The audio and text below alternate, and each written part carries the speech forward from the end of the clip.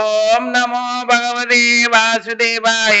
ஓம் அஜ்ஞானதிமிராந்தஸ்ய ஞானாஞ்சன சலாகய சக்ஷுருன்மீலிதமேன தஸ்மை ஸ்ரீ குருவே நமக. வாசுதேவசுதம் தேவம் கம்சசானூரமர்தனம் தேவகி பரமானந்தம் கிருஷ்ணம் வந்தே ஜகத்குரும். வாஞ்சா கல்பதர்பஸ்ய கிருபா சிந்துப்யேவ ச பதிதானாம் பாவனைப்யோ வைஷ்ணவேப்யோ நமோ நமக. பகவத்கீதை 7வது அத்தியாயத்துல 13வது ஸ்லோகம். இந்த முக்குணங்களாலேயே, இந்த முக்குணங்கள் ஆகிய பொருள்களாலே மயங்கியுள்ள இந்த உலகம் அனைத்தும் என்னை இந்த முக்குணங்களை காட்டிலும் உயர்ந்தவன் என்றும் அழிவற்றவன் என்றும் அறிந்து கொள்வதில்லை. இதுக்கு முன்னால என்ன சொல்லி இருந்தாரு? உலகத்துல என்னென்ன பொருள்கள்லாம் இருக்குதோ அது எல்லாமே இந்த முக்குணங்களாதான் இருக்குது. அது எல்லாமே என்கிட்ட இருந்துதான் தோன்றுச்சு. ஆனா அவங்களுக்கு நான் அடங்கினவன் கிடையாது, அதுதான் என்கிட்ட இருக்குது அப்படின்னு சொல்லி இருந்தாரு. எதுங்க? இந்த குணங்கள்லாம். குணங்கள் இல்லாம எந்த பொருளும் இல்லைன்னு சொன்னாரு. அந்த பொருள்கள்னா அந்த பொருள்களுடைய குணங்கள் எல்லாமே பகவான்கிட்ட இருந்து தோன்றினது, பகவானுக்கு கட்டுப்பட்டு இருக்கிறது. பகவான் கிட்ட கட்டுப்பட்டு இருக்கிறதுனால பகவான் அதுங்களுக்கு கட்டுப்பட்டு அதுகளுக்குள்ள இல்ல, அதாவது குணங்களுக்குள்ளேயோ பொருள்களுக்குள்ளேயோ இல்லைன்னு அர்த்தம். குணங்களுக்குள்ள பொருள்களுக்குள்ள பகவான் இல்லை என்றாலும் அந்த பொருள்கள் எல்லாமே பகவானுக்கு கட்டுப்பட்டதுனால பகவானுடைய விருப்பத்தின்படி பகவானுடைய அம்சத்துலதான் ஒரு துளியாத்தான் அது இயங்கிட்டு இருக்கு. பகவான் இல்லைன்னா அதால இயங்கவும் முடியாது, செயல்படவும் முடியாது. எதால? குணங்களால. குணங்கள் செயல்பட முடியாதுன்னா அந்த குணங்களை கொண்டு இருக்கக்கூடிய பொருள்களும் செயல்பட முடியாது. அந்த பொருள்கள் செயல்பட முடியாது அப்படின்னா அந்த பொருள்களுக்குள்ள வசிக்கிற அந்த ஆத்மாவும் செயல்பட முடியாது. அந்த ஆத்மா செயல்பட முடியாது அப்படின்னா ஆத்மா தன்னுடைய உட்பட்டதாகவும் தன்னுடைய அனுபவத்தை தனக்கு சொந்தமானதாகவும் அதால நினைக்கவே முடியாது. அப்படி நினைக்க முடியலன்னா இந்த முக்குணங்களுடைய தன்மையும் நாம பிரிச்சு பார்க்கவும் முடியாது. அப்போ குணங்களாலதான் எல்லா அனுபவமே ஜீவனுக்கு கிடைக்குது. ஜீவனுக்கு தானே குணமாகவும் தானே அனுபவிக்கிறவனாகவும் நம்புற அளவுக்கு அந்த மாயை அந்த ஜீவனுக்கு உதவியா இருக்குது, உபத்திரவமாகவும் இருக்குது. அது அவரவர் குணங்களை பொறுத்து இருக்குது.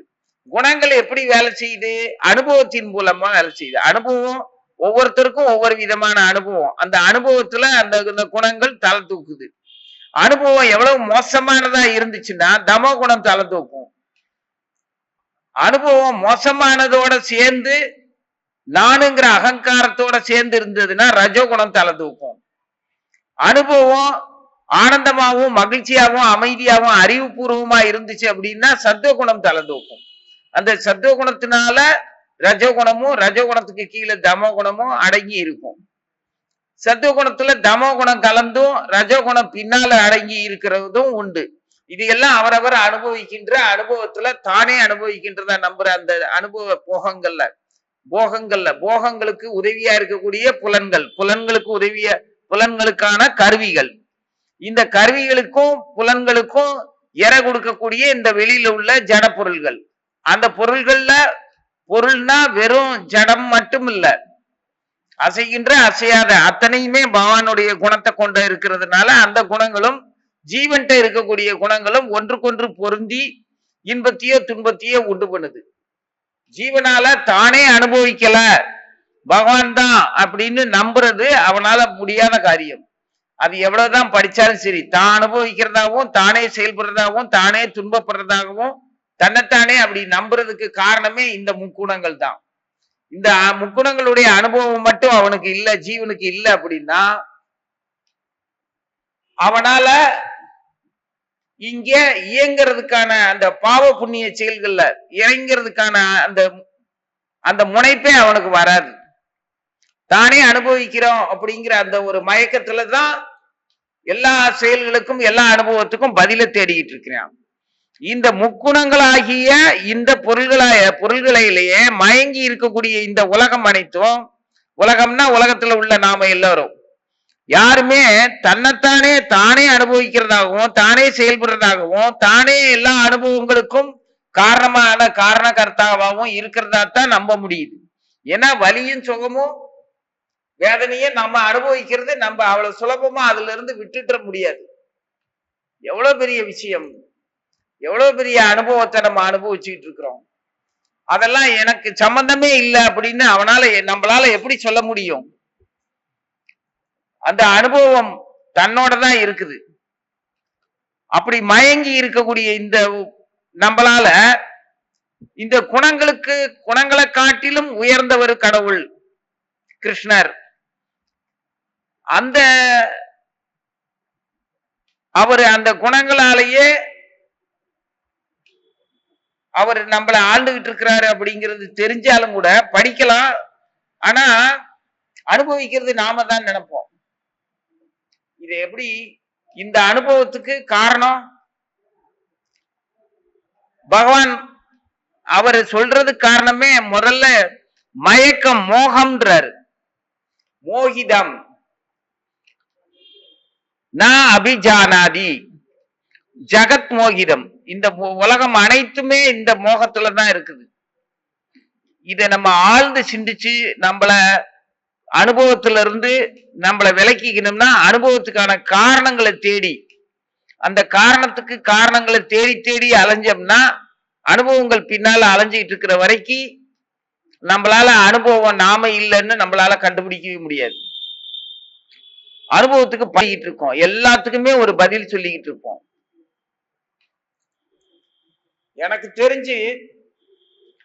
எனக்கு தெரிஞ்சு எத்தனையோ அது நம்ம பக்தர்களாகட்டும், பக்தர்கள் அல்லாதவர்களாகட்டும், இல்ல கடவுளை வெவ்வேறு விதமா தன் விருப்பம் போல வணங்குறவங்களாகட்டும், இல்ல கடவுளை பற்றிய ஞானமோ அறிவோ இல்லாம வெறும் புலன் ரீதியா மனித வாழ்க்கையிலேயே விலங்குகளை போல வாழ்றவங்களாகட்டும், வெறும் புலன்களுக்கு அடிமையாக வாழ்றவங்க, இவங்க எல்லாருமே யாரா இருந்தாலும் சரி, அதுல உயர்வு தாழ்வு எல்லாம் கிடையாது. எந்த அனுபவத்தையும் தன்னுடைய சொந்த அனுபவமாகவும் அந்த அனுபவ பாடம் மாதிரி தனக்கு எடுத்துக்கிட்டு அது மூலமா தன்னுடைய அறிவையும் மனசையும் புலன்களையும் பயன்படுத்திக்கிட்டு, அந்த அறிவையும் மனசையும் பயன்படுத்துறதுனால ஒரு புதிய அனுபவத்தை அனுபவிச்சுக்கிட்டு, அந்த புதிய அனுபவம் இன்பமோ துன்பமோ இருந்துச்சுன்னா அதுக்கு ஒரு காரணங்களை கண்டுபிடிச்சுக்கிட்டு இப்படியே சுத்திக்கிட்டு இருக்கிறது தான் மோகம்னு சொல்றது. இந்த மோகத்துக்குள்ள இருந்து வெளியில வராத வரைக்கும், இந்த மோகத்துல இருந்து வெளியில நம்மளை விடுவிச்சிக்க முடியாத அது முடியாதுங்கிறது உண்மை. அப்படி விடுவிச்சிக்க முடியாத ஒரு நிலையில இருக்கிற வரைக்கும் இறைவனும் இந்த குணங்களுக்கு அப்பாற்பட்டவர்னு நம்மளால நினைக்கவே முடியாது. இந்த முக்குண மாயைக்கு அப்பாற்பட்டவர் அவரு அப்படிங்கிறத நம்மளால புரிஞ்சுக்கவே முடியாது. அவரை புரிஞ்சுக்கணும் அப்படின்னா இந்த குணங்களுக்கு, இந்த அனுபவங்களுக்கு என்னுடைய மானம், ரோசம், கௌரவம், அந்தஸ்து, பந்தம், பாசம், வலி, வேதனை, சுகம், இந்த இதெல்லாத்தையும் கடந்தவன் நானு அப்படின்னு ஒருத்தனால உண்மையாவே உணர முடிஞ்சதுன்னா, அதுல அவன் நடுநிலைமையோட தன்னுடைய அனுபவங்களுக்கும் தன்னுடைய புலன்களால் ஏற்படுற செயல்களுக்கும் அந்த செயல்களுக்கு ஏற்படுற விளைவுகளுக்கும் அந்த விளைவுகளால் ஏற்படுற மீண்டும் ஒரு புதிய அனுபவத்துக்கும் உணர்ச்சிகளுக்கும் சுக துக்கங்களுக்கும் அவன் தன்னை அந்த வரிசை கிரமமா தன்னை ஈடுபடுத்திக்காம இருக்கிறதுக்கு, அப்படி இருக்கணும் அப்படின்னா அவனை அதுல இருந்து விடுவிச்சுக்கிட்டாதான் பகவான் அதுக்கு அப்பாற்பட்டவர் அப்படிங்கிறத அவனால கண்டுபிடிக்கவே முடியும். அதாவது நம்மளால கண்டுபிடிக்கவே முடியும், அதை நம்பவும் முடியும். முதல்ல நாம நம்மள இந்த உணர்வுகள்ல இருந்து விடுவிச்சுக்கிறதுக்கு முயற்சி பண்ணினால் அந்த முயற்சி எவ்வளவு கடுமையா இருக்கும்? சுலபமாலாம் இருக்காது. அந்த முயற்சியினால நிறைய அவப்பெயர்களையும் புலம்பல்களையும் சந்திக்க வேண்டியது இருக்கும். ஏன்னா அவ்வளவு சுலபமா நம்மளை சுற்றி இருக்கக்கூடிய இந்த மாய உலகம், நமது உறவு, அந்தஸ்து, கௌரவம், மரியாதை, உழைப்பு, பிழைப்பு, இந்த உடலையும் புலன்களையும் பேணி பராமரிக்கக்கூடிய இந்த செயல்கள், அப்புறம் இதை விட உயர்ந்த உன்னதமான செயலாகவே இருந்தாலும், அதாவது பவித்திரமான காயத்ரி பண்றது, ஜபம் பண்றது, பெரியவங்களை வணங்குறது, முன்னோர்களை ஞாபகப்படுத்தி அவங்களுக்காக விரதம், தவம்னு இந்த மாதிரி தன்னுடைய ஒழுக்க நெறிகளை கடைபிடிக்கிறது, இது எல்லாத்தையுமே கடைபிடிச்சு கடைபிடிச்சா மட்டும் இல்ல, அது மேல நம்பிக்கையோடையும் அதே பாசத்தோடையும் அந்த ஜட செயல்களை உடல் ரீதியா மன ரீதியா செய்யற செயல்களை நான் தான் செய்யறேங்கிற ஒரு உரிமையோட அதுல ஒழுக்கமும் நியமனமும் வச்சுக்கிட்டு இந்த உரிமையான செயல்கள் எனக்கு இயற்கையாகவே பிரகிருதியினால எனக்கு வழங்கப்பட்டிருக்கிறது, எனக்கு மனித உடல் எப்படி கிடைச்சதோ அதனுடைய முழுமையை நான் இப்படித்தான் பயன்படுத்துவேன் அப்படின்னு அவன் பயன்படுத்த ஆரம்பிச்சாதான் அந்த உடலுக்கும் அந்த புலனுக்கும் இந்த செயலுக்கும் நமக்கும் சம்பந்தம் இல்லாத ஒரு நிலையை அவனால கண்டுபிடிக்க முடியும். அதே சமயத்துல புலன்களை தன்னுடைய அனுபவம், தன்னுடைய சுகம், தன்னுடைய வலி வேதனை அப்படின்னு மயக்கத்துல மோகத்துல அனுபவிச்சுக்கிட்டு இருக்கிற வரைக்கும் அவன் இந்த செயல்களுக்கும் நமக்கும் சம்பந்தம் இல்லைன்னு நம்மளையும் கண்டுபிடிச்சுக்க முடியாது. பகவானும் இந்த 3 குணங்களுக்கு அப்பாற்பட்டவர் அப்படிங்கிறதையும் நம்மளால உணர முடியாது. அதுக்கப்புறம் இதை உணர்ந்ததுக்கு அப்புறம் தான் அவர் அழிவற்றவர், நிரந்தரமானவர் அப்படிங்கிறத நம்மளால புரிஞ்சுக்க முடியும். முதல்ல இந்த முக்குணங்களுக்கு அப்பாற்பட்டவர் பகவான், அதே போலதான் நாமளும் அப்படிங்கிறத கண்டுபிடிக்கிறதுக்கு முயற்சி செய்யணும். அப்படி முயற்சி செய்யணும் அப்படின்னா முதல்ல பகவான் இது இது இந்த முயற்சியை அவரே வந்து வாழ்ந்து காட்டியிருக்கிறார். நந்த மகாராஜ் வீட்டுல அவர் குழந்தையா இருக்கும்போது,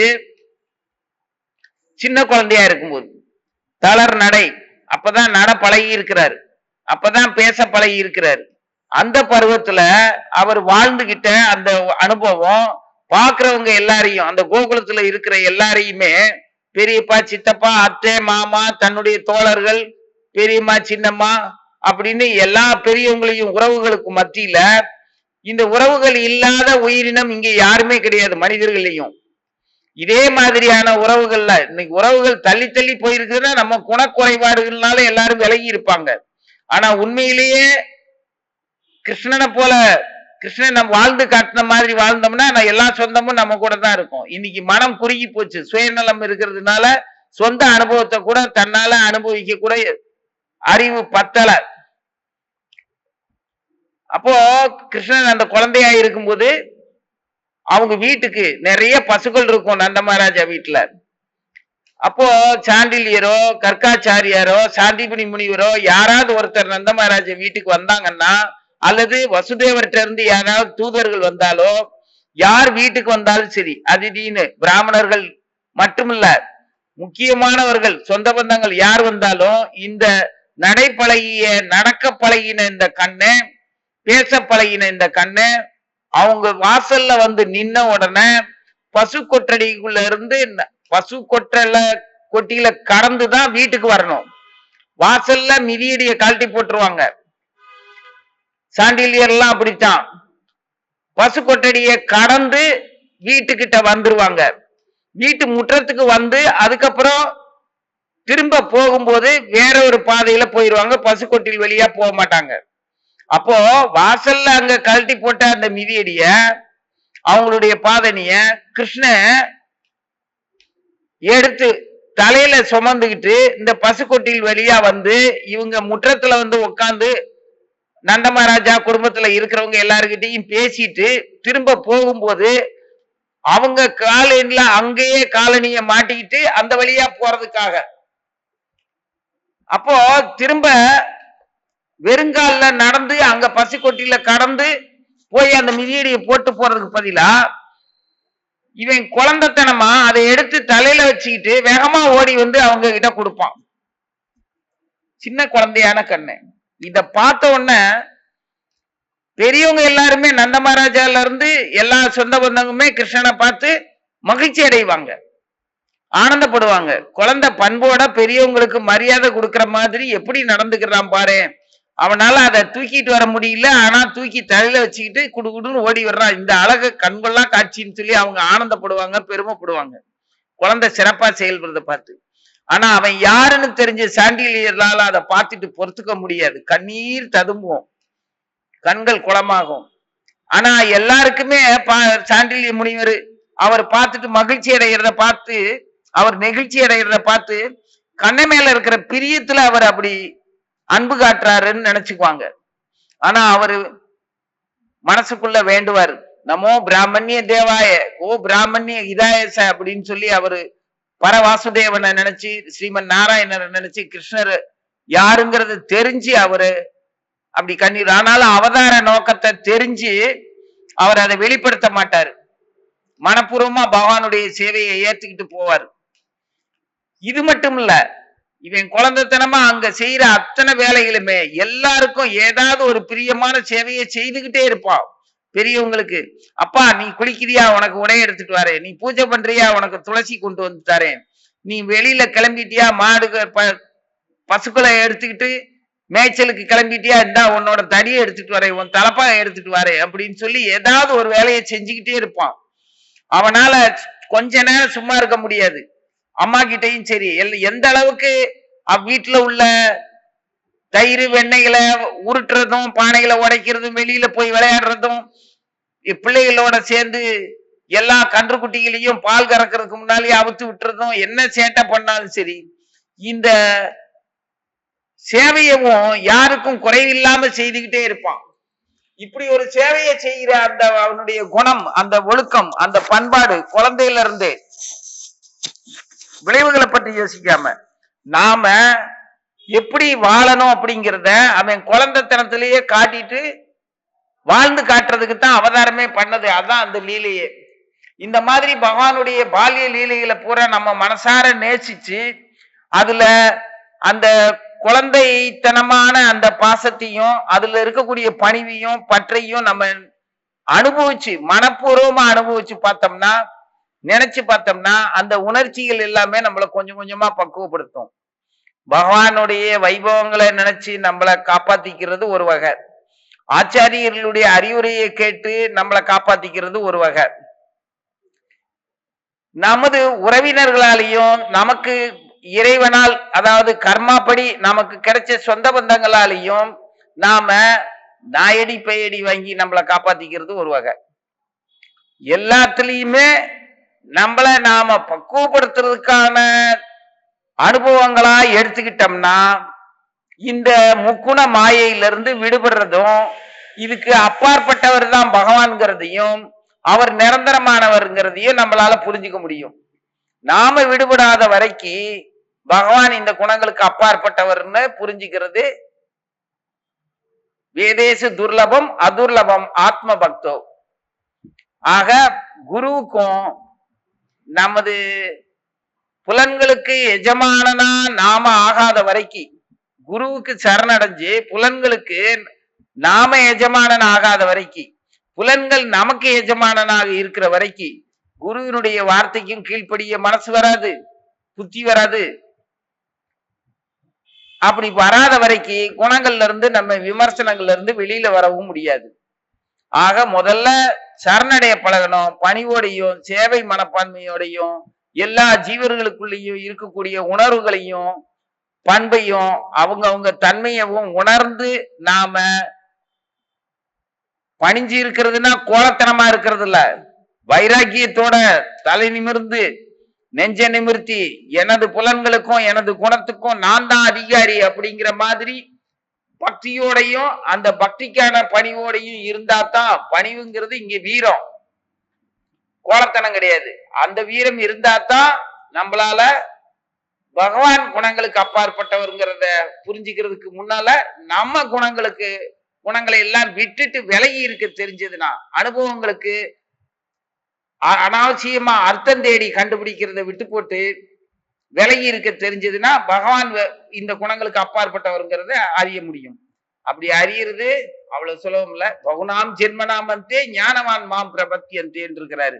அதனால நம்ம இப்போ நமக்கு கிடைச்ச இந்த சைதன்ய மகாபிரபுடைய அன்புனால, நமக்கு கிடைச்ச ஆச்சாரிய சம்பந்தத்தினால, குரு பரம்பரையில நமக்கு ஒரு பாதை ஒரு வெளிச்சம் கிடைச்சிருக்கிறதுனால பகவானுடைய நாமத்தை தொடர்ந்து சொல்லணும். பணிவோடையோ எந்த சூழ்நிலையும் நம்மள அமைதியாவோ சுலபமாவும் வச்சுக்க பழகணும். ஓம் நமோ பகவதே வாசுதேவாய.